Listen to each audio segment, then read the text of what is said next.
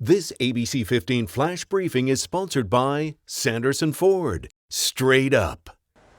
Hi, I'm Nick Saletti with your top stories from ABC15 Arizona. Vaccine trials are underway across the country and here in our state. Now the CDC is alerting health officials in all 50 states to prepare to distribute a vaccine as early as next month.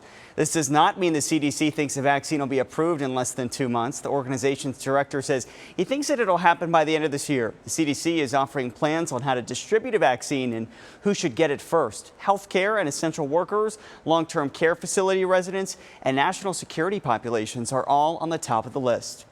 If you can't pay your rent right now, you could have until December 31st to get caught up under the new federal eviction moratorium. President Donald Trump worked with the CDC to order the halt to evictions nationwide because people who are homeless in shelters or sharing other people's homes could increase the spread of COVID-19. To qualify, the renter must sign a declaration saying they had income loss. They have tried to obtain rental assistance and are making partial rent payments. If you qualify and if you can declare that all of these things are true, the landlord can't file an eviction against you, period. And that's huge. And that's great for tenants because we want tenants to not have evictions on their record. This moratorium goes beyond Arizona Governor Doug Ducey's executive order to delay evictions. It was set to expire on October 31st, and renters had to prove they had coronavirus-related income loss. This morning, new fallout surrounding the troubled Hacienda healthcare facility in Phoenix. 2 former executives at Hacienda have now been indicted on financial charges. State Attorney General Mark Brnovich announcing those charges yesterday against former CEO Bill Timmons and Chief Financial Officer Joseph O'Malley. Prosecutors allege the 2 cheated the state out of millions of dollars through fraudulent billing practices over a 6-year period, using the money to boost salaries and benefits. Hacienda now agreeing to repay the state nearly $11 million. You have a CEO and a CFO indicted on numerous felonies where they're facing more than 30 years in prison. I think that speaks volumes as to how serious myself and our office takes this. Hacienda's new chief executive says no one currently involved with the facility was aware of the billing practices. Also important to note, this case is unrelated to the investigation into the rape of an incapacitated Hacienda patient who later gave birth. Ensuring you have a place to vote, the Phoenix Suns and the Mercury securing the Veterans Memorial Coliseum, also known as the Madhouse on McDowell, as a voting center. We told you this week Talking Stick Resort Arena is still under construction and won't be used in the upcoming election. However, a task force featuring Suns owner Robert Sarver and guard Devin Booker worked with state and county officials to find a voting venue. It'll serve as a polling center and early voting ballot drop-off location.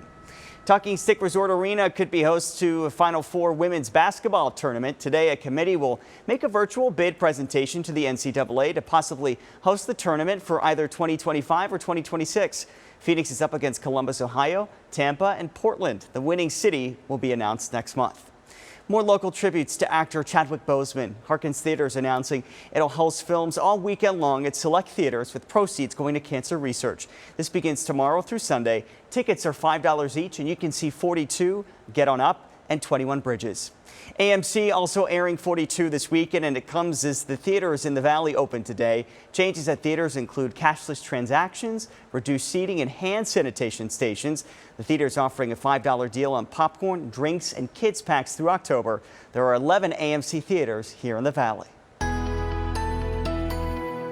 Tracking your most accurate forecast, I'm meteorologist Jorge Torres. Get ready for very hot temperatures this afternoon. We will not be in weather action mode, though, until tomorrow. Today, highs anywhere from 87 in Flagstaff to 90 at the Grand Canyon, 100 in Sedona, the hotspot Bullhead City at 113, and in the Valley today, 107. But as I mentioned, beginning tomorrow and lasting now through Labor Day, we'll be in weather action mode. Excessive heat warnings take effect because of highs anywhere from 110 to 113 tomorrow through Labor Day. So it'll be very hot for the next several days. In fact, here's that 7-day forecast. 107 today, 113 on Friday, and we stay between 110 and 112 Saturday, Sunday, and Labor Day, and then a bit cooler beginning Tuesday and Wednesday of next week, with lows staying in the mid and upper 80s through at least Monday into Tuesday, and eventually in the upper 70s for overnight lows.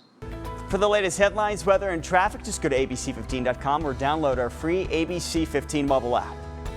This ABC 15 Flash Briefing is sponsored by Sanderson Ford. Straight up.